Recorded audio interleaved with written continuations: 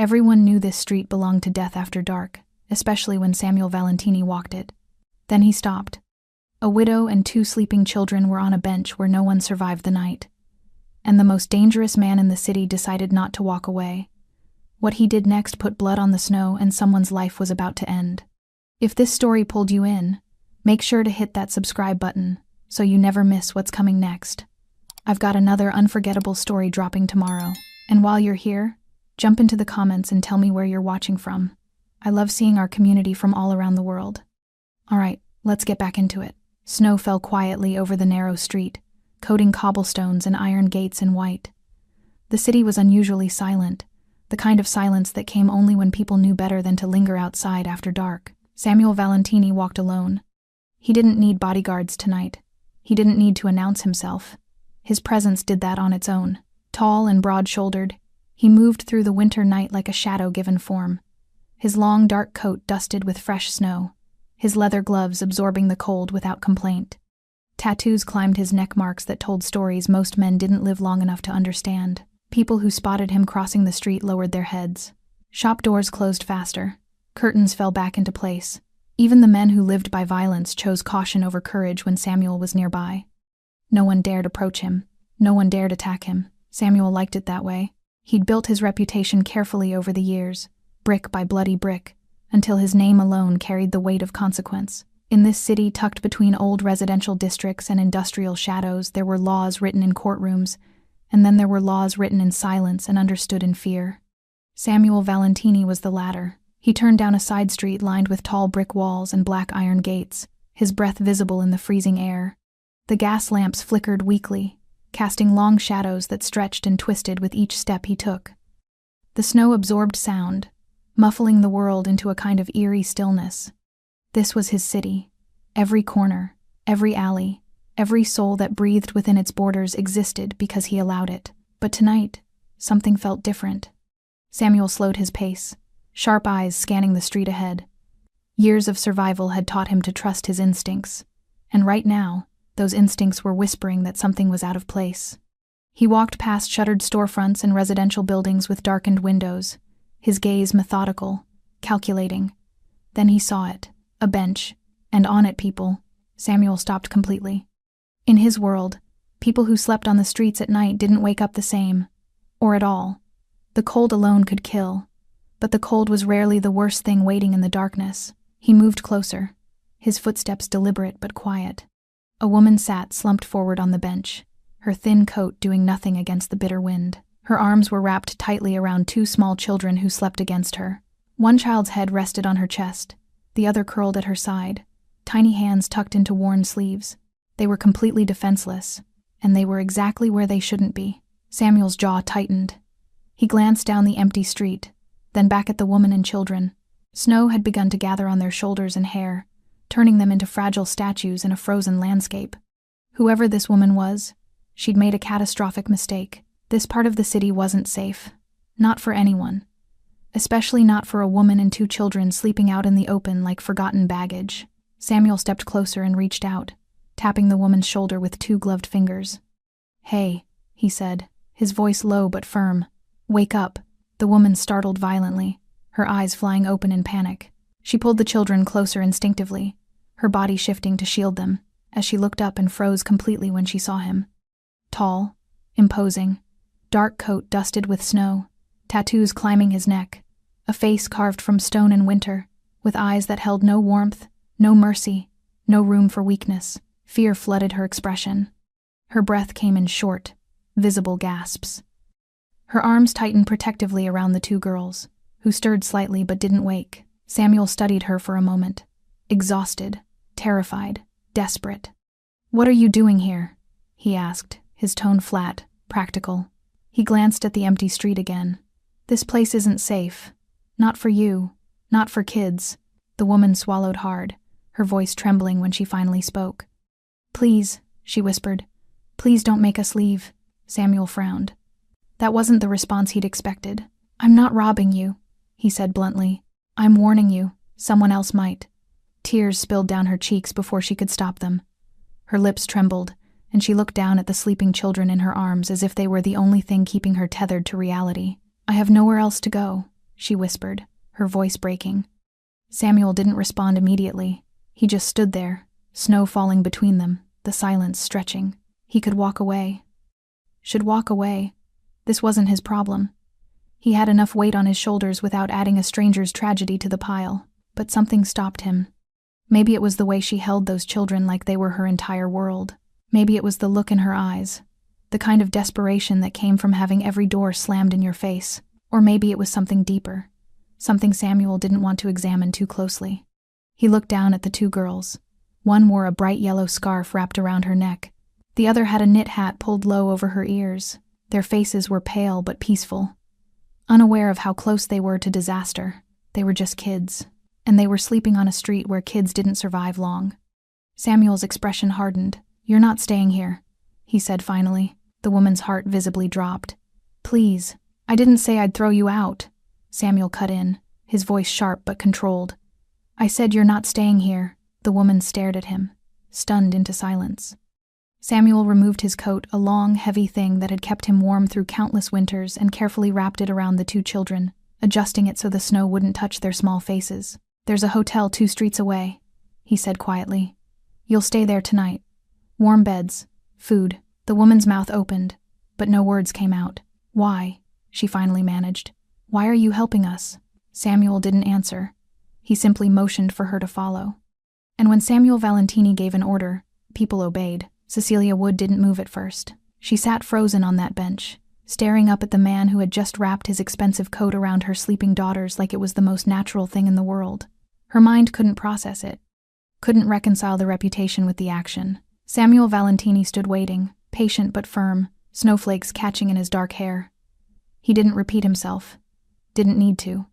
The look in his eyes said everything. "Move. Now." Cecilia shifted carefully, trying not to wake Nicole and Annie as she gathered them closer. Her arms trembled not just from cold, but from exhaustion that went bone deep. She hadn't slept properly in weeks, hadn't eaten a full meal in longer. Samuel watched her struggle for only a moment before stepping forward. Without asking permission, he lifted Annie from Cecilia's arms, the smaller of the two girls, no more than 4 years old, her knit hat slightly crooked on her head. "I can carry her," Cecilia protested weakly, though her arms were already shaking from Nicole's weight. Samuel ignored her. He adjusted Annie against his chest with surprising gentleness, making sure his coat stayed wrapped around her small frame. The child didn't wake, just nestled instinctively against the warmth. "Can you carry the other one?" Samuel asked. Cecilia nodded quickly, pulling Nicole, 6 years old and wearing that bright yellow scarf tighter against her shoulder. The girl mumbled something in her sleep but didn't stir. "Then walk," Samuel said simply, and turned toward the street. Cecilia followed because she had no other choice, and because somehow, despite every instinct screaming that this man was dangerous, she believed he wouldn't hurt them. Not tonight, anyway. The walk to the hotel felt surreal. Samuel moved through the snowy streets, like he owned them because, in many ways, he did. Cecilia struggled to keep pace, her worn shoes slipping on icy cobblestones, her breath coming in ragged clouds. She studied him from behind. The way he carried Annie so carefully, like the child was made of glass. The way people vanished from windows when they passed. The way the entire city seemed to hold its breath in his presence. Who was he, really? She'd heard stories, of course. Everyone had. Samuel Valentini wasn't just feared, he was legendary. A man who settled disputes with finality. A man who didn't forgive betrayal. A man whose word was law in the shadows where police didn't dare tread. But legends didn't wrap their coats around freezing children. Legends didn't notice women sleeping on benches. "Almost there," Samuel said without turning around. Cecilia blinked back tears. She didn't know if they were from relief or fear, or the simple fact that anyone had stopped to help. The hotel appeared like salvation through the falling snow. It wasn't grand or luxurious, but it was clean, well lit, and warm. Golden light spilled from the windows onto the white street. Cecilia could see people inside, a clerk behind a desk, a couple sitting in the lobby, normal people living normal lives, lives that felt impossibly distant from hers. Samuel pushed through the door first, and the effect was immediate. The clerk looked up, saw who had entered, and went completely pale. The couple in the lobby stopped mid-conversation.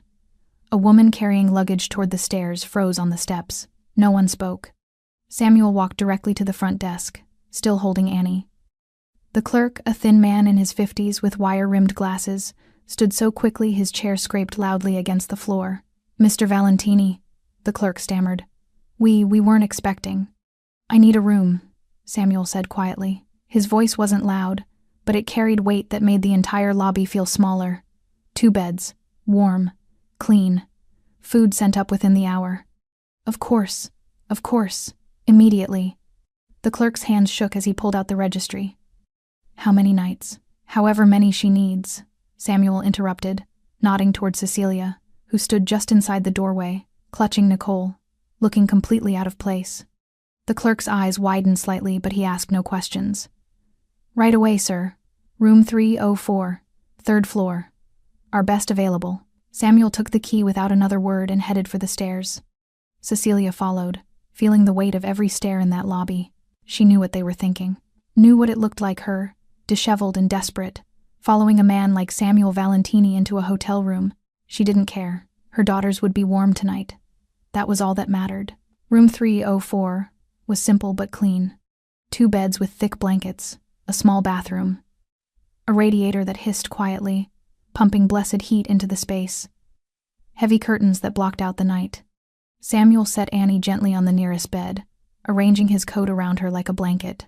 The child sighed in her sleep, already warmer. Cecilia laid Nicole beside her sister, then stood there awkwardly, unsure what to do with her hands. Samuel moved to the radiator and adjusted it higher. Then he checked the window lock, the bathroom, the door. "Food will come soon," he said, not looking at her. "Let them sleep." "Let yourself sleep." Cecilia opened her mouth, then closed it. 1,000 questions fought for space on her tongue, but only one made it out. "Why are you doing this?" Samuel finally looked at her directly. His eyes were dark, unreadable, shadowed by things Cecilia couldn't begin to imagine. "Because they're children," he said simply. "And children don't survive on that bench. But you don't know us. You don't owe us anything." "No," Samuel agreed. "I don't." He moved toward the door, and panic flared in Cecilia's chest. "Wait," she started. Samuel paused, one hand on the doorknob. Will you come back?" The question sounded pathetic even to her own ears, but she needed to know, needed to understand if this was real, or just a temporary reprieve before the world crushed them again. Samuel studied her for a long moment. Then he nodded once. "Tomorrow morning, we'll talk." "About what?" His expression hardened, became something colder, more dangerous. "About the person who put you on that bench," Samuel said quietly. "And what happens to them next?" Then he was gone, the door clicking shut behind him. Cecilia stood alone in the warm room, listening to her daughters breathe peacefully for the first time in weeks. And despite everything, despite the fear, the uncertainty, the impossibility of it all, she believed him. Samuel Valentini would come back, and someone was going to pay.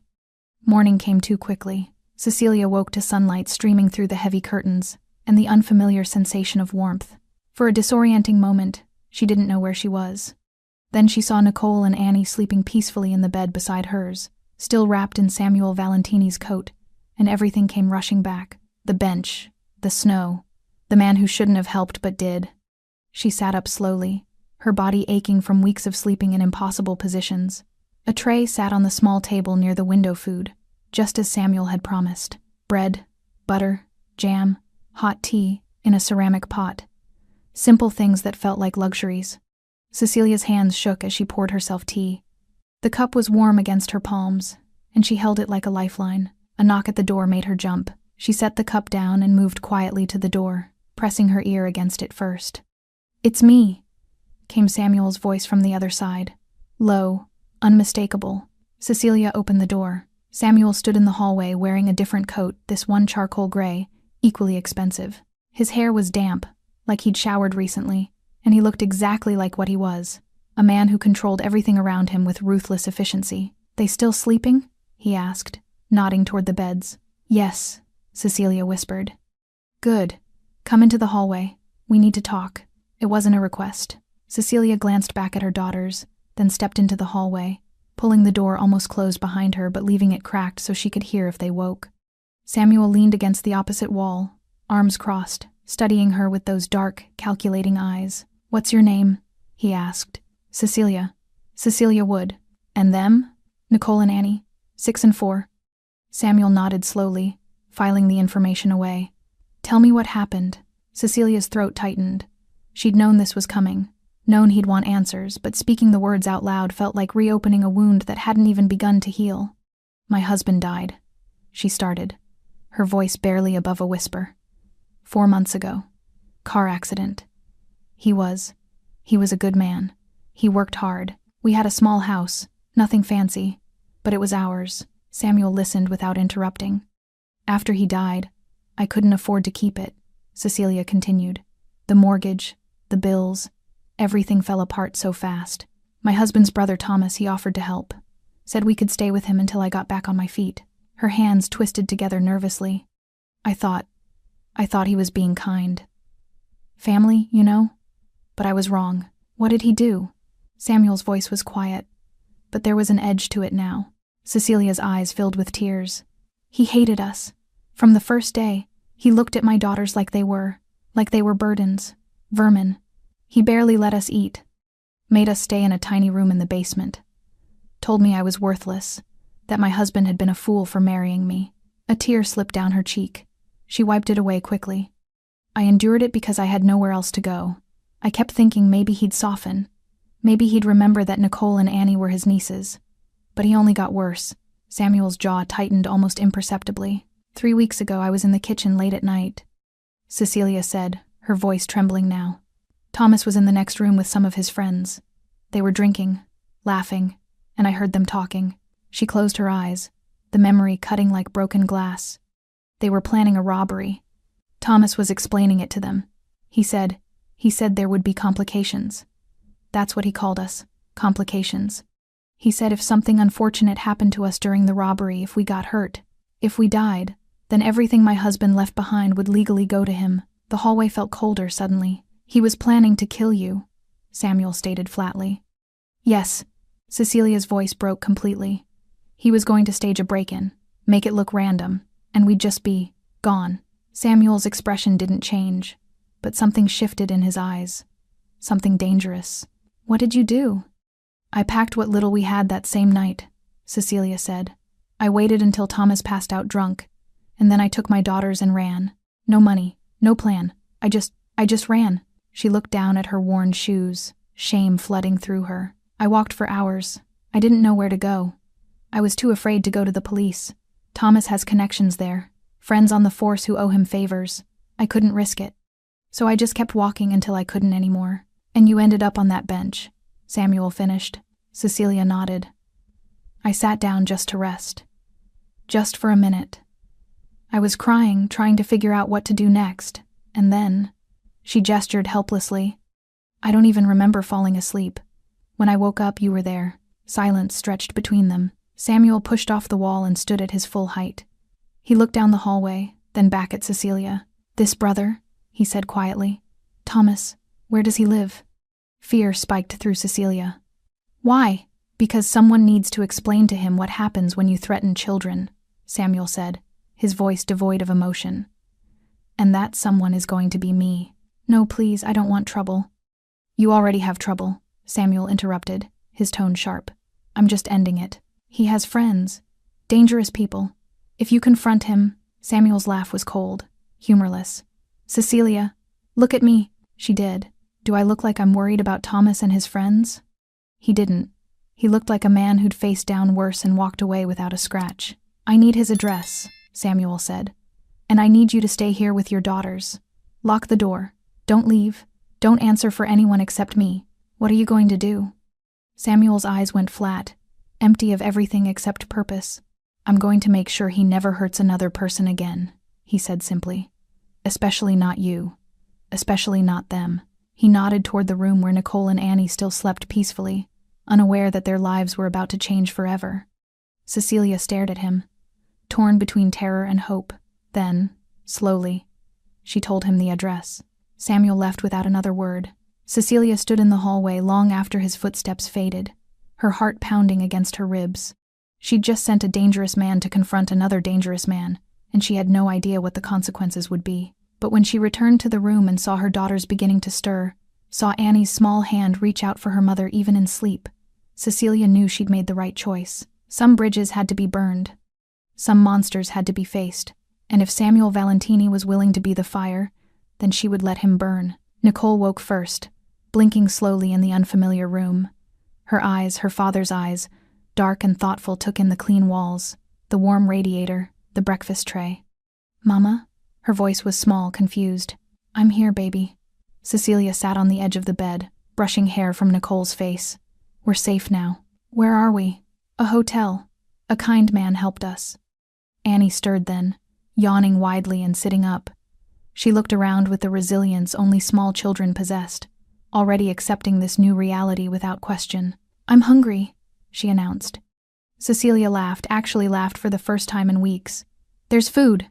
Come on." She helped both girls to the table and watched them eat with an intensity that broke her heart. They were so thin, so pale. When had she last seen them eat without fear? Without Thomas's hateful eyes watching their every bite? Nicole ate slowly, methodically, like she was afraid the food might disappear. Annie devoured her bread and jam, getting sticky fingerprints on everything. "Where's the man's coat?" Nicole asked suddenly, looking around. Cecilia realized Samuel's coat was still draped over the bed. She picked it up, feeling the weight and quality of it. Expensive, well-made, the kind of thing men in Thomas's world could never afford. "We'll give it back to him," Cecilia said. "Is he coming back?" Nicole's question was careful, measured. "Yes. Is he going to hurt us?" The question shattered something in Cecilia's chest. That her 6-year-old daughter had to ask such things. That fear had become their constant companion. "No, sweetheart, no. He's helping us." "Why?" Cecilia didn't have an answer for that. She didn't understand it herself. Hours passed slowly. Cecilia tried to keep the girls occupied, but there were no toys, no books, nothing but the four walls, and each other. She told them stories, sang songs she remembered from her own childhood, made up games with the few items in the room. But her mind kept returning to Samuel. What was he doing right now? Had he found Thomas? Was there violence? Blood? The thought should have terrified her. Instead, it brought a dark satisfaction she didn't want to examine too closely. Afternoon light was fading when another knock came at the door. Cecilia's breath caught. She moved to the door cautiously, pressing her ear against it first. "It's me, Samuel." She opened the door quickly. He stood there looking exactly as he had that morning, composed, controlled, not a hair out of place. But Cecilia noticed his knuckles. They were slightly reddened, like he'd hit something. Or someone. "Can I come in?" he asked. Cecilia stepped aside. Samuel entered, and his presence seemed to fill the small room. Nicole and Annie watched him from the bed with wide, curious eyes. He looked at them, then at Cecilia. "We need to talk," he said quietly. "Alone." Cecilia glanced at her daughters. "Girls, stay here. I'll be right outside." "Is everything okay, Mama?" Nicole's voice trembled. "Yes, baby. Everything's fine." In the hallway, Cecilia closed the door and turned to face Samuel. Her hands were shaking. "What happened?" she whispered. Samuel reached into his coat and pulled out a folder. "Plain manila. Nothing remarkable about it. Your brother-in-law won't be a problem anymore," he said simply. "Is he?" Cecilia couldn't finish the question. "Alive?" "Yes." Samuel's tone was flat.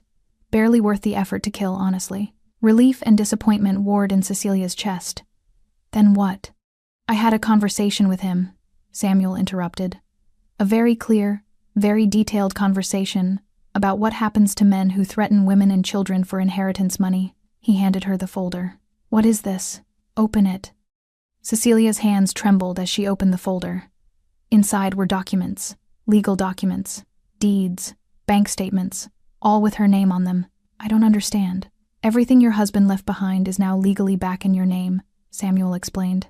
"The house, the accounts, the life insurance policy Thomas convinced you didn't exist.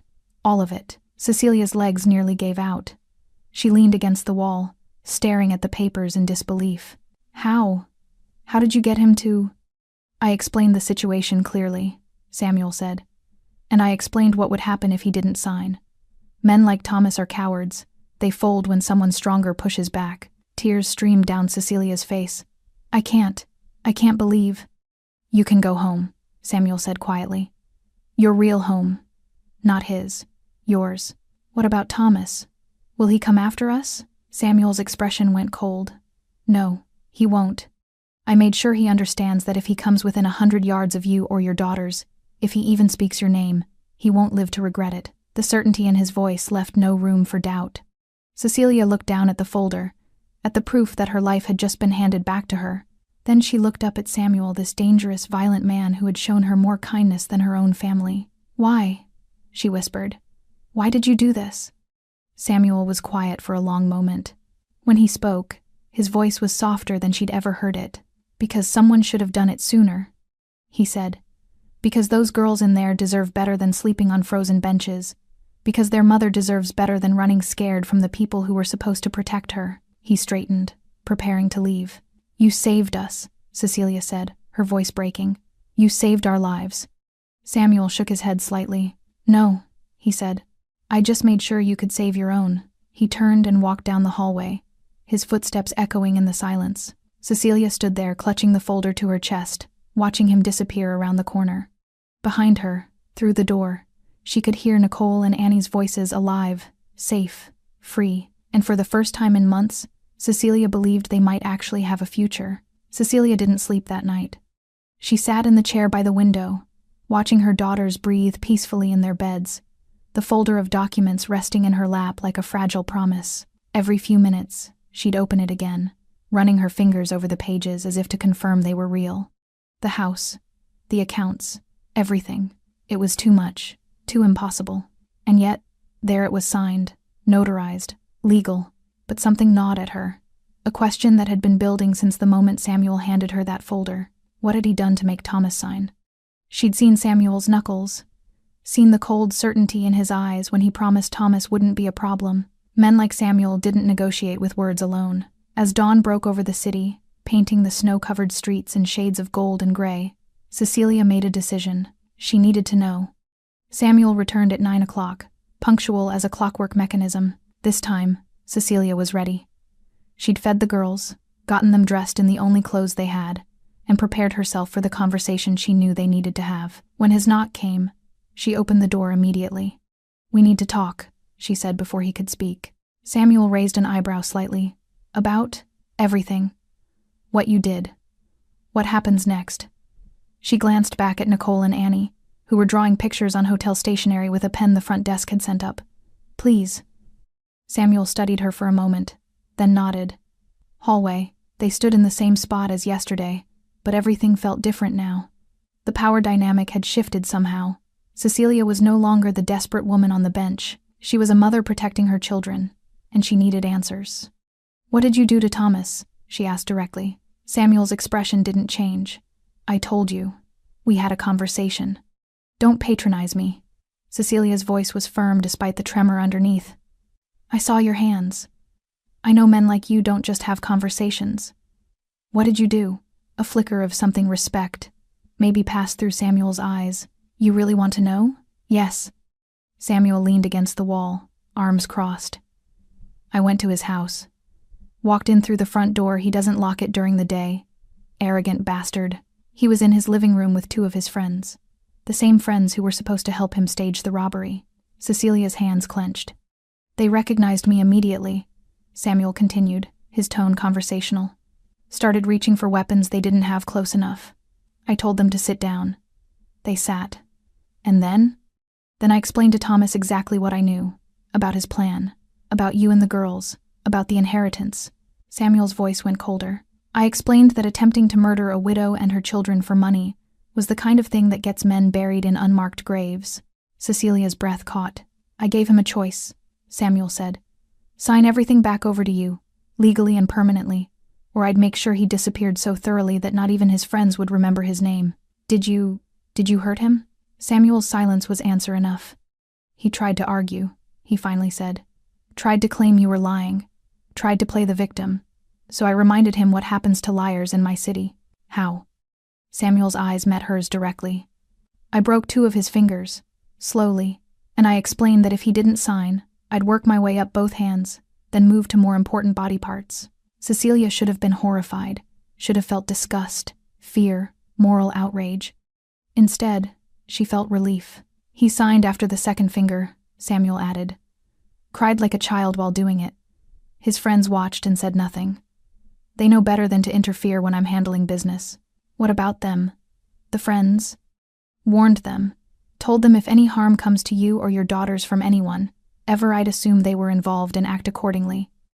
Samuel's expression was granite. They won't be a problem. Cecilia processed this, her mind working through implications and consequences. So you tortured him, she said quietly. I motivated him, Samuel corrected. There's a difference. And if he reports you, goes to the police? Samuel's laugh was sharp and humorless. With what evidence? 2 broken fingers he got from falling downstairs? Besides, men like Thomas don't go to police. They know what happens to snitches in this city. He straightened, his full height suddenly imposing. But that's not why you wanted to talk, is it? He asked. You wanted to know if I'm dangerous, if you should be afraid of me. Cecilia met his gaze steadily. Are you? Dangerous? Yes. No hesitation, no qualification. Should I be afraid of you? No. Samuel's voice softened almost imperceptibly. Not you, not them. Never them. Why not? Because you're not my enemy, he said simply. And I don't hurt people who aren't my enemies. But you do hurt people, when they deserve it. No shame, no apology. Just fact. Cecilia took a shaky breath. I should be horrified by what you did, but you're not. No, she admitted, I'm not. Does that make me a bad person? Samuel's expression shifted, something almost like understanding crossing his features. It makes you a mother, he said. One who's watched bad men take everything from her. There's no shame in being glad when they finally face consequences. Silence stretched between them. What happens now? Cecilia asked. Now you take your daughters home. Your real home. You rebuild your life. You move on. And Thomas? Thomas learns to live with 2 broken fingers and the knowledge that he's being watched, Samuel said coldly. If he's smart, he'll leave the city. If he's not, he'll try something stupid, and I'll finish what I started. Cecilia looked down at her hands, worn, calloused from work, from survival. I don't know how to thank you, she whispered. Then don't, Samuel said. Just take care of those girls. Give them the life their father wanted them to have. He pushed off the wall, preparing to leave. Wait, Cecilia said suddenly. Will I see you again? Samuel paused, something unreadable crossing his face. This city isn't that big, he said quietly. Our paths might cross. And if I need help? If something happens? Samuel reached into his coat and pulled out a card. Plain white, a single phone number printed in black ink. Call that number. Leave a message. I'll find you. Cecilia took the card with trembling fingers. Samuel turned to leave, then stopped. Cecilia. Yes, you're stronger than you think. Don't forget that. Then he was gone. The night Samuel confronted Thomas Wood, the temperature had dropped below freezing. It was the kind of cold that made bones ache and breath crystallize in the air, the kind of cold that kept honest people indoors and gave predators false confidence in the darkness. Samuel drove through the city in silence, his hands steady on the wheel, his mind calculating every move he was about to make. He'd gotten Thomas's address from Cecilia, along with a description of the house and the men who frequented it. Thomas Wood lived in a modest 2-story home on the east side, the kind of neighborhood where people minded their own business and police response times were measured in hours, not minutes. Perfect for a man planning crimes, equally perfect for Samuel's brand of justice. He parked 3 houses down and walked the rest of the way. The house was dark except for light spilling from the front windows. Samuel could see shadows moving inside multiple people. Thomas wasn't alone. Good. Witnesses made the lesson stick. Samuel didn't knock. He simply opened the unlocked front door and walked in like he owned the place. The living room fell silent instantly. 3 men sat around a coffee table littered with beer bottles and playing cards. Money was scattered across the surface. Small bills, the kind men bet when they're pretending to be more dangerous than they are. Thomas Wood sat in the center, mid-laugh, a bottle halfway to his lips. He was soft around the middle, with thinning hair and the kind of face that smiled too easily. The kind of man who hurt people weaker than himself and called it strength. His smile died when he saw Samuel. Who the hell? Thomas started to stand. Sit down, Samuel said quietly. The command in his voice was absolute. Thomas sat. The other 2 men, one with a shaved head and prison tattoos, the other younger with nervous eyes, looked between Samuel and Thomas, confused but sensing danger. I said sit, Samuel repeated, looking at them now. They sat. Samuel closed the door behind him, and moved further into the room, taking his time, letting them feel the weight of his presence. He noted the positions of every person, every potential weapon, every exit. "Do you know who I am?" Samuel asked Thomas directly. Thomas swallowed hard. "No, liar." Samuel's voice was ice. "Look at me again. Really look." Thomas did. And recognition dawned slowly, followed immediately by fear. "Oh God," he whispered. You're Samuel Valentini." Samuel finished. "And you, Thomas Wood, have a problem. I don't know what you're talking about. Your sister-in-law, Cecilia, and her 2 daughters, Nicole and Annie." Samuel let each name land like a stone. "Ring any bells?" The color drained from Thomas's face. "I found them last night," Samuel continued, moving closer. "Sleeping on a bench in the snow." "Do you know why they were there, Thomas?" Thomas's mouth opened and closed uselessly. "Because you," Samuel said, his voice dropping to something deadly quiet, "planned to have them killed, to stage a robbery, to murder a widow and 2 children so you could steal their inheritance. That's not, I would never." Samuel moved faster than Thomas could track. One moment he was standing across the room. The next, his hand was wrapped around Thomas's throat, lifting him slightly from the chair. The other 2 men jerked but didn't move. They knew better. "Don't lie to me," Samuel said, his face inches from Thomas's. "I already know everything. I just want to hear you admit it." Thomas clawed at Samuel's hand, gasping. Samuel released him, letting him collapse back into the chair. "She's lying," Thomas wheezed, rubbing his throat. "That bitch is lying. She's trying to take what's rightfully mine." The backhand came so fast Thomas didn't see it. His head snapped to the side, and blood appeared at the corner of his mouth. "Wrong answer," Samuel said. "Jesus Christ," one of the friends started. Samuel's gaze cut to him. "You. What's your name?" Derek. "Derek. Were you part of the plan?" Derek's eyes went wide. "What plan? I don't—" "The robbery. The one where Cecilia and her daughters were supposed to die." "I don't know anything about that." Derek's voice cracked. "Thomas said it was just about getting some money from a storage unit." "He lied to you," Samuel said flatly. "He was planning a home invasion, and you were going to help him murder a woman and 2 little girls." No, I swear I didn't know." Samuel believed him. The fear was too genuine. He turned to the other man. "And you?" "I'm just here for cards, man. I don't know anything about anything." Samuel studied him for a moment, then nodded. "Both of you, leave, now." They didn't need to be told twice. Derek and the other man scrambled for the door and were gone in seconds. Samuel turned back to Thomas, who was pressed against the back of his chair, blood trickling from his lip. "Now it's just us," Samuel said softly. "And we're going to have a very clear conversation about consequences." "Please," Thomas started. "Where are the documents?" Samuel interrupted. "The ones proving Cecilia's ownership of the house, the accounts, everything her husband left behind. I don't have." Samuel grabbed Thomas's right hand and bent his index finger backward, not breaking it yet, just applying pressure. Thomas screamed. "I'll ask one more time," Samuel said. "Where are the documents?" "Upstairs, bedroom, in the safe." Samuel released the finger. "Combination," Thomas gave it, sobbing. "Good. Now you're going to sign everything back over to Cecilia, legally, permanently, and you're going to do it without argument. That's my money." "My brother was an idiot who married." Samuel broke the finger. The crack was audible. Thomas's scream echoed through the house. "Your brother," Samuel said calmly, holding Thomas's hand steady as he writhed, "was a better man than you'll ever be, and those girls are worth more than your entire bloodline." He released Thomas's hand and pulled out his phone, already having arranged for a notary one who knew better than to ask questions to be on standby. "Here's what's going to happen," Samuel continued. "You're going to sign. You're going to transfer everything. And then you're going to disappear from their lives forever." "And if I don't?" Thomas gasped through tears of pain. Samuel smiled a cold, terrible thing. "Then I'll break every finger. Then your wrists. Then I'll move to your knees. And when I'm done, you'll sign anyway, but you'll spend the rest of your life remembering what happens to men who threaten children." He leaned closer. "Choose wisely, Thomas. This is the only mercy you're getting." Thomas chose survival. Within 2 hours, every document was signed.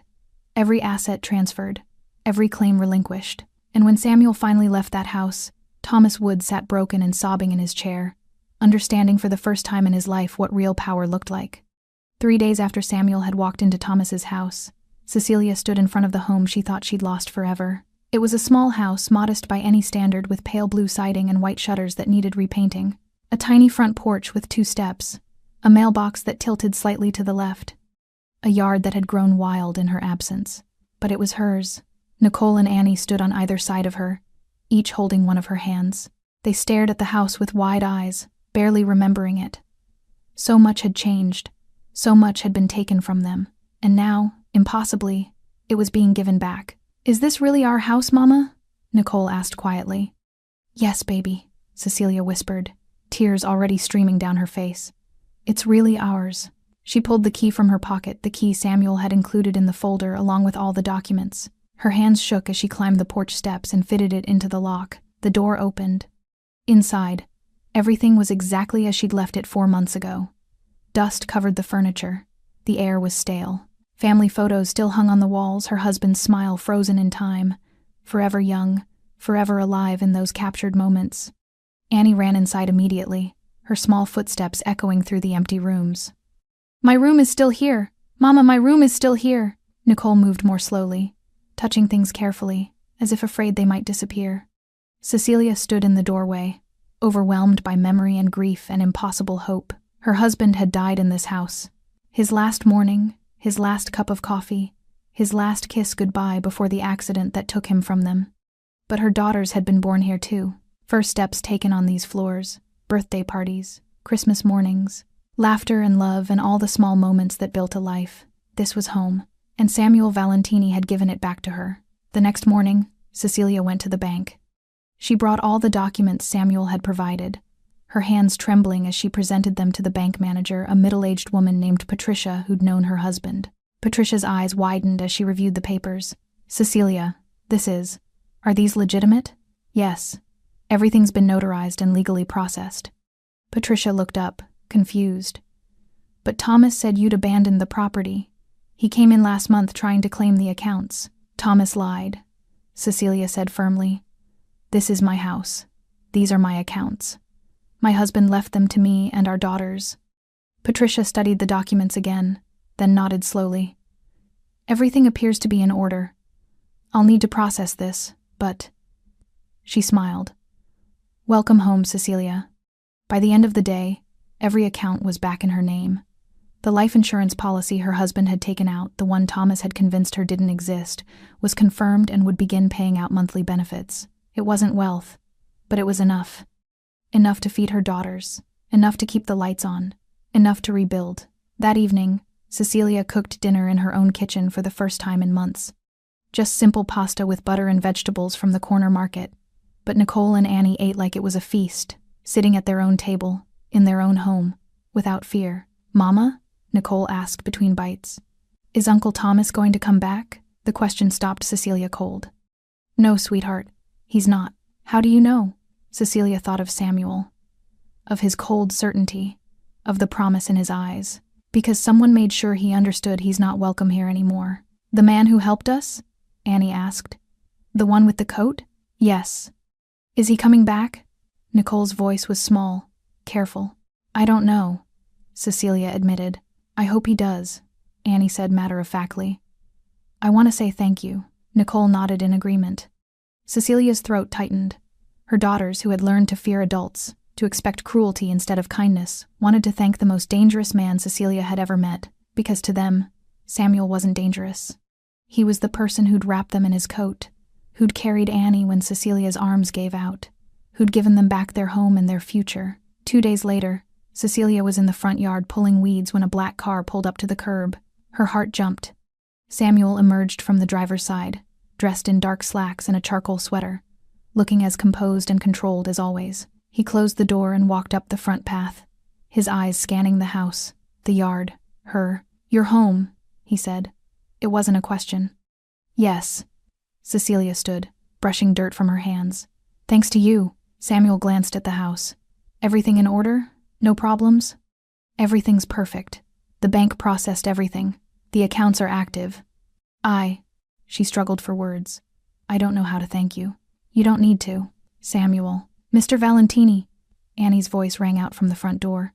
She came running down the steps, Nicole following more cautiously behind. Samuel's expression shifted something softer, replacing the usual hardness, as Annie stopped in front of him, looking up with absolute trust. "We wanted to say thank you," Annie announced, "for helping us, and for your coat." It was very warm. Nicole stepped forward and held out Samuel's coat, carefully folded. "We wanted to return this." Samuel took the coat, his eyes moving between the two girls. For a moment, he seemed at a loss for words. "You're welcome," he finally said, his voice quieter than Cecilia had ever heard it. "Are you going to visit us again?" Annie asked. "Annie," Cecilia started. "I might," Samuel said, surprising them all. He looked at Cecilia. "If your mother says it's all right." 3 pairs of eyes turned to Cecilia. She thought of everything Samuel had done. The violence, the broken fingers, the threats. She thought of Thomas, who'd smiled while planning to murder her children. She thought of the bench, the snow, the moment she'd thought they wouldn't survive the night. And she thought of Samuel's coat wrapped around her daughters. His promise to make things right, his refusal to accept thanks for doing what he believed was simply correct. "You're welcome here," Cecilia said softly. "Anytime." Something flickered in Samuel's eyes, gratitude, maybe, or surprise that someone would willingly invite him into their home. "I'll remember that," he said. He nodded to the girls, then turned back to his car. "Samuel?" Cecilia called after him. He paused. "You saved us. You saved our lives. I need you to know that." Samuel looked back at her, at the house, at the 2 small girls watching him with open faces and unguarded trust. "No," he said quietly. "I just made sure you had the chance to save yourselves." Then he got in his car and drove away. Cecilia stood in her yard with her daughters beside her, watching until the car disappeared. For the first time in months, she believed tomorrow might actually come. Samuel's inner circle met in the back room of a restaurant that didn't officially exist. The building had no sign, no listed phone number, no permits filed with the city. It was simply a place where men like Samuel conducted business away from curious eyes and recording devices. Tonight, 5 men sat around a scarred wooden table, smoke from expensive cigars curling toward the ceiling. These were Samuel's trusted lieutenants, men who'd built their reputations on loyalty and violence in equal measure, and they were concerned. "You broke into Thomas Wood's house," said Constantine, a broad-shouldered man with a scar running from his eye to his jaw. "For a woman you don't know. Over a family dispute." Samuel poured himself whiskey, his movements unhurried. "I did." "That's not how we operate," pressed James, younger but no less dangerous. "We don't get involved in domestic issues. We don't play hero for civilians." "I didn't ask for your approval," Samuel said calmly. "Maybe you should have." Constantine shot back. "Because now people are talking. They're saying Samuel Valentini has gone soft, that he's protecting random women and children instead of protecting his business." Samuel's eyes went cold. "And who exactly is saying this?" The room went quiet. "People talk," Constantine said carefully. "You know how it is. Word spreads. Men start wondering if you've lost your edge." "Let them wonder," Samuel said, taking a drink. "That's not how this works." James stood abruptly, his chair scraping against concrete. "Reputation is everything in our world. If people think you're weak, they'll test you. They'll push boundaries. They'll come for what's yours." Samuel set his glass down with deliberate care. "Sit down, James." It wasn't loud. It wasn't angry. But James sat immediately. "Let me make something clear," Samuel said, his voice quiet but carrying absolute authority. "What I did for Cecilia Wood has nothing to do with weakness. I saw a woman and her children in danger. I eliminated the threat. That's not mercy, that's efficiency. But breaking Thomas's fingers? Forcing documents?" Constantine shook his head. "That's personal, Samuel. That's emotional. And emotion gets men killed in our business." Samuel leaned forward. "You think I acted emotionally? Didn't you?" "I acted strategically," Samuel corrected. "Thomas Wood was planning a murder. A sloppy, stupid murder that would have brought police attention to our entire district. He was involving friends, making noise, creating problems. I solved those problems before they became mine." He stood, walking to the window that overlooked the dark street below. "And in the process, I reminded everyone in this city what happens when you prey on the defenseless. That sends a message, gentlemen. The kind of message that keeps order. Or the kind that makes you look like you're playing favorites," Constantine muttered. Samuel turned, his expression deadly. "Say that again." Constantine held his gaze for a long moment, then looked away. "Nothing. Forget it." "No," Samuel said, You have concerns. Voice them, all of you. Now. The silence was thick enough to cut. Finally, another man spoke, Victor, the oldest of the group, gray-haired and calculating. They think you're distracted, that you're spending time and resources on things that don't profit us. That's the concern. And do you share this concern, Victor? Victor considered carefully. I think you've always made unconventional choices, and those choices have kept us alive and prosperous. So no, I don't share the concern, but I understand where it comes from. Samuel nodded slowly. Anyone else? No one spoke. Good, Samuel said. Then let me address this once, and we won't discuss it again. What I do with my time is my business. What I choose to protect is my choice. You trust my judgment or you don't. Which is it? We trust you, Victor said immediately. The others echoed agreement, though some with more enthusiasm than others. Then trust that I know what I'm doing, Samuel said. And trust that anyone who thinks I've gone soft is welcome to test that theory personally. He let that hang in the air. Now, Samuel continued, returning to the table. We have actual business to discuss. The shipment from the harbor, the territory dispute on the south side. Things that actually matter. The meeting shifted to logistics and strategy, but Samuel noticed Constantine's lingering looks, James's tight jaw. There would be consequences to his choice. There always were. But Samuel had learned long ago that the men who questioned his decisions rarely lasted, and the ones who did learned to trust his instincts. Meanwhile, across the city, Cecilia was learning to live again. She'd spent the day cleaning, scrubbing floors, washing windows, making the house feel like home instead of a museum of grief. Nicole and Annie helped, their laughter filling rooms that had been silent too long. But as night fell and she tucked the girls into their beds, Cecilia felt the weight of everything settling on her shoulders. They were safe. They had a home. They had money enough to survive. But Thomas was still out there, broken, humiliated, but alive.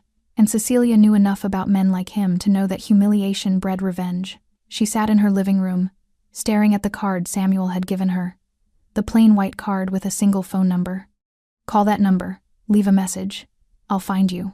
Should she call? Tell him her fears? Ask for more help? No. She'd already taken too much from him. But the fear remained, coiling in her stomach like a living thing. Thomas Wood sat in his darkened house, his right hand wrapped in a crude bandage, the two broken fingers throbbing with every heartbeat. He'd tried going to the hospital, but the questions had scared him off. How did this happen? Should we call the police? No police. Never police. Not after what Samuel had explained would happen if Thomas involved authorities. So he'd set the fingers himself badly, and now they bent at wrong angles, a permanent reminder of his mistake. But the physical pain was nothing compared to the rage. Everything was gone. The house, the accounts, the money he'd convinced himself he deserved. All taken by a woman who should have been grateful he'd let her live in his house. Taken because some mafia thug decided to play hero. Thomas poured himself another drink, his left hand shaking. He should leave the city. Should disappear before Samuel decided broken fingers weren't enough. But leaving meant admitting defeat. Meant accepting that he'd been beaten by his dead brother's worthless widow and the criminal who protected her. Thomas drank, and the alcohol fed his anger instead of dulling it. Samuel Valentini thought he was untouchable, thought his reputation made him invincible. But everyone had weaknesses. Everyone made mistakes. And Thomas was patient enough to wait for Samuel to make his. Samuel drove through the city streets, his mind working through the evening's conversation. Constantine's concerns weren't entirely unfounded. In their world, perception mattered. Show weakness, and predators circled. Show too much humanity, and rivals saw opportunity. But Samuel had built his empire on being unpredictable, on making choices others wouldn't, on understanding that true power came not from being feared alone, but from being feared and respected. Helping Cecilia had been the right thing to do. Not because it benefited him strategically, though, that was a convenient side effect, but because it was simply right. And Samuel had learned long ago that men who abandoned their moral compass entirely became the very monsters they claimed to fight. He pulled up to a stoplight and glanced at the street corner. A homeless man huddled against a building, wrapped in newspapers. Once, Samuel would have driven past without a second thought, would have seen just another casualty of a brutal city. Now he saw Cecilia and her daughters on that bench, saw how close they'd come to being just another tragedy no one remembered. The light turned green. Samuel drove on, but something had shifted in him. Some calculation had been permanently altered. He didn't regret helping Cecilia, but he understood now that every choice came with a price. And he wondered, as snow began to fall again over the silent city, whether he'd be willing to pay it when the bill finally came due. Winter deepened its grip on the city, turning streets into rivers of slush and freezing wind into a constant companion. Cecilia settled into a routine that felt both familiar and strange. Wake up, make breakfast, walk Nicole to school, spend the day with Annie, teaching her letters and numbers, pick Nicole up, make dinner, read stories, sleep. Normal things. The kind of things she'd taken for granted before her husband died, but nothing felt truly normal anymore. Every unexpected sound made her jump. Every knock at the door sent her heart racing. Every dark car that passed too slowly made her wonder if Thomas had decided revenge was worth the risk. She hadn't heard from Samuel since the day he'd visited. 2 weeks had passed in silence, and Cecilia found herself looking for his car on her street more often than she wanted to admit. Not because she needed him, she told herself firmly, but because his presence had meant safety, certainty, the promise that someone would stand between her daughters and the darkness. Now she was alone again, and the isolation felt heavier than before. "Mama, you're doing it again," Nicole said one morning at breakfast. "Doing what, sweetheart?" "Looking at the window." "You always look at the window now." Cecilia forced a smile. "Just checking the weather." But Nicole was 6, not stupid. Her dark eyes, so much like her father's, studied Cecilia with uncomfortable perception. "Are you scared Uncle Thomas will come back?" Annie looked up from her cereal, suddenly alert. Cecilia chose her words carefully. "I'm being careful. That's different from being scared." "Mr. Valentini said Uncle Thomas wouldn't come back," Annie stated with absolute certainty. "So he won't." The simple faith in her daughter's voice both warmed and terrified Cecilia. Annie believed Samuel's word was law, and maybe in this city, it was. But what happened if Samuel changed his mind? If he decided Cecilia and her daughters weren't worth protecting anymore? "Finish your breakfast," Cecilia said gently. "We need to get Nicole to school." Samuel stood in an abandoned warehouse on the industrial side of the city, watching 2 of his men deal with a problem. The problem was a dealer who'd been cutting product and pocketing the difference. Not a major crime in the grand scheme of things, but the kind that required visible consequences, or others would try the same. The dealer, a young man named Chris, who looked barely 20, knelt on the concrete floor, blood running from his nose, his hands zip-tied behind his back. "Please," Chris sobbed. "Please, I'll pay it back. Every cent, I swear." "You don't have every cent," Constantine said coldly, circling him. "You spent it. On what? Your girlfriend? Gambling? I had debts." "Everyone has debts," Constantine interrupted. "That doesn't give you permission to steal from us." Samuel watched in silence, his face expressionless. This was his world, the real one. Not helping widows and children, but maintaining order through fear and calculated violence. Chris looked up, saw Samuel, and his face went white. "Mr. Valentini, sir, please, I didn't mean any disrespect." Samuel approached slowly, his footsteps echoing in the cavernous space. He studied Chris the way a scientist might study an interesting specimen. Young, stupid, desperate. The kind of person who made bad choices and expected mercy. "How much did you steal?" Samuel asked quietly. 15,000. Over 3 months. "And you thought we wouldn't notice?" I don't know, I wasn't thinking." Samuel crouched down so they were eye level. "That's your problem, Chris. You didn't think, didn't consider consequences, didn't imagine what happens when you betray people who trust you. I'm sorry." "Sorry doesn't return the money. Sorry doesn't fix the disrespect." Samuel stood. "But sorry is a start," he nodded to Constantine. "Break his right hand. All the fingers. Make sure he understands this is the only warning he gets." Chris started screaming before Constantine even reached him. Samuel walked away, the sounds of breaking bones following him out of the warehouse. This was who he was. This was what he did.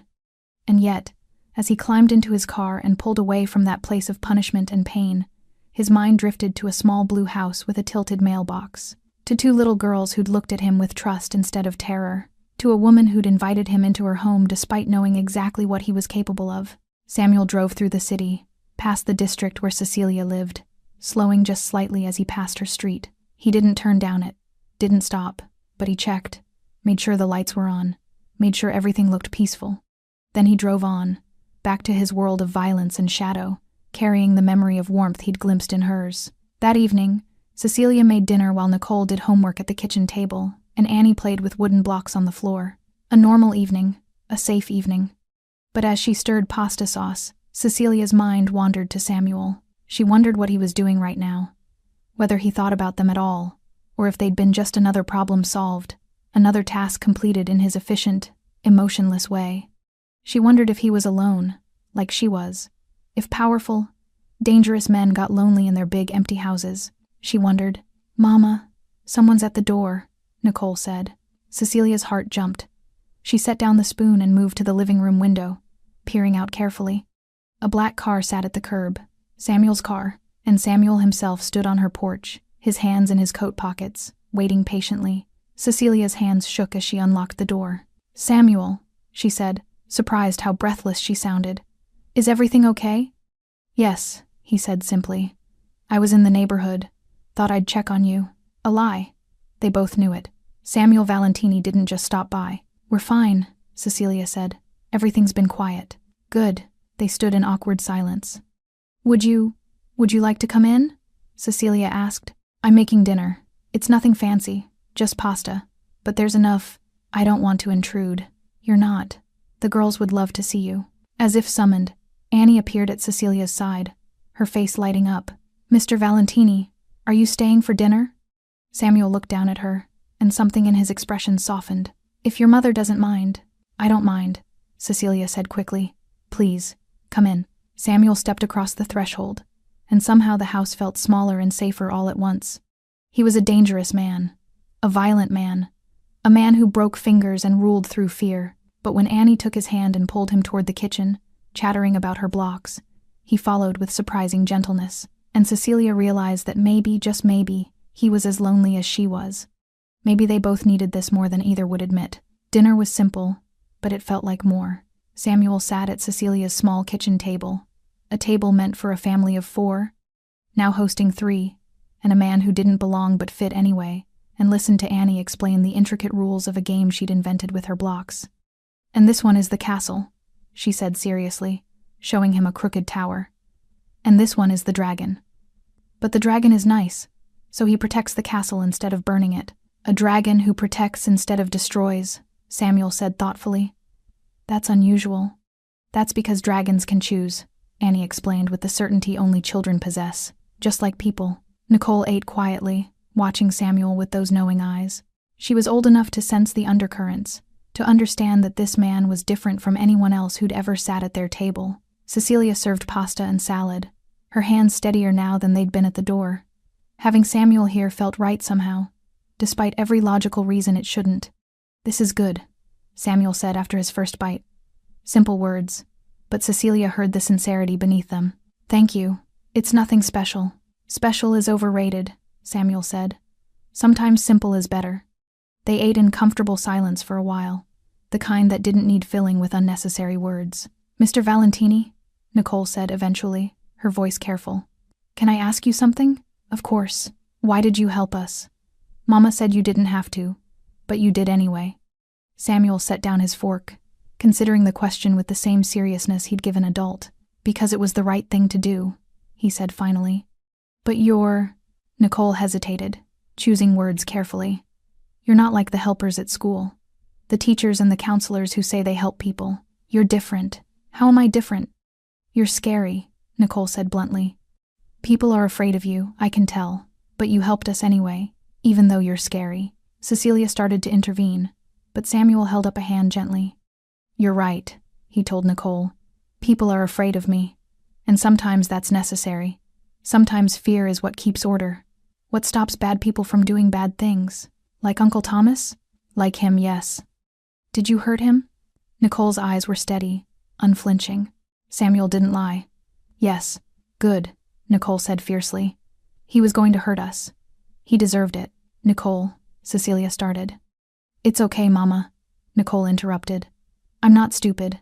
I know what Uncle Thomas was planning. I heard him talking that night too. I was awake when you packed our things." Cecilia's breath caught. She hadn't known, hadn't realized Nicole had heard. "I was so scared," Nicole continued, her voice wavering now. "I thought we were going to die. I thought nobody would care enough to stop him." Tears spilled down her cheeks. But then Mr. Valentini found us. And he cared. Even though he didn't know us. Even though he's scary and powerful and doesn't have to care about anyone. Samuel's expression shifted something raw and unguarded, crossing his features before he controlled it. Everyone deserves someone to care, he said quietly. Especially children. Especially people who can't protect themselves. But who protects you? Annie asked innocently. The question hung in the air. Samuel looked at the little girl with her honest eyes and open heart, and for a moment, he had no answer. I protect myself, he said finally. That sounds lonely, Annie said matter-of-factly. Annie, Cecilia tried to redirect, but Samuel shook his head. It is lonely sometimes, he admitted. But that's the choice I made, the life I built. You could have dinner with us more, Annie suggested. Then you wouldn't be as lonely. Samuel's smile was small but genuine. I'd like that. They finished eating, and Cecilia cleared the plates while the girls showed Samuel their rooms, their toys, the small world they were rebuilding one day at a time. When they came back downstairs, Annie was yawning, and Nicole's eyes were heavy. Bedtime, Cecilia announced. But Mr. Valentini just got here, Annie protested. I'll be here another time, Samuel promised. If that's all right with your mother. 3 pairs of eyes turned to Cecilia. Yes, she said softly. You're always welcome here. The girls hugged Samuel goodnight, a gesture that seemed to surprise him more than any violence ever had, and trudged upstairs with their mother. When Cecilia came back down, Samuel was standing by the window, looking out at the quiet street. Thank you, Cecilia said, for coming, for staying, for everything. I should thank you, Samuel replied, for the dinner, for letting me be part of this. Part of what? Normal life, family, things I gave up a long time ago. Cecilia moved closer. It doesn't have to stay given up. You could. She stopped, unsure how to finish. I could what? Samuel turned to face her. Leave my life behind? Become something I'm not? I'm not asking you to change. I'm just saying, you don't have to be alone all the time. Samuel studied her face, seeing the sincerity there, the invitation to something he'd never allowed himself to want. The world I live in, he said carefully. It doesn't mix well with the world you're building for your daughters. Eventually those worlds collide, and when they do, people get hurt. I know what you are, Samuel, Cecilia said firmly. I've never had any illusions about that. But I also know what you did for us. What you continue to do just by existing as a reminder to people like Thomas that there are consequences for cruelty. She took a breath. My daughters need good men in their lives. Men who show them that strength can be used for protection instead of harm. You did that. You are that. Samuel was quiet for a long moment. I break people, Cecilia. I hurt them. I rule through fear. That's not... You chose mercy when you didn't have to? Cecilia interrupted. You saw 3 strangers who meant nothing to you, and you chose to help instead of walking away. That matters. That defines you more than anything else. Samuel looked toward the stairs where 2 little girls slept safely because of choices he'd made. I'll come back, he said finally. Not often. Not in ways that draw attention to you. But I'll come back. That's all I'm asking. Samuel moved toward the door, then paused. Cecilia? Yes, if anything happens. If anyone threatens you or the girls. Anyone at all. I'll call, she promised, touching the pocket where she kept his card. Samuel nodded. Then, surprising them both, he reached out and squeezed her hand gently. You're stronger than you know, he said. Don't forget that. Then he was gone, disappearing into the night like shadow returning to darkness. Cecilia locked the door and leaned against it, her hand still warm from his touch. Upstairs, her daughters slept peacefully. Outside, the city continued its endless cycle of violence and survival. But in this small blue house with the tilted mailbox, 3 lives had been pulled back from the edge and given a second chance. Not by law, not by institutions, not by systems designed to help but too often failing. By a man who chose mercy when the world expected cruelty. By a man who proved that even in darkness, there could be light. And sometimes, the most dangerous person in the room was the one who chose to protect instead of destroy.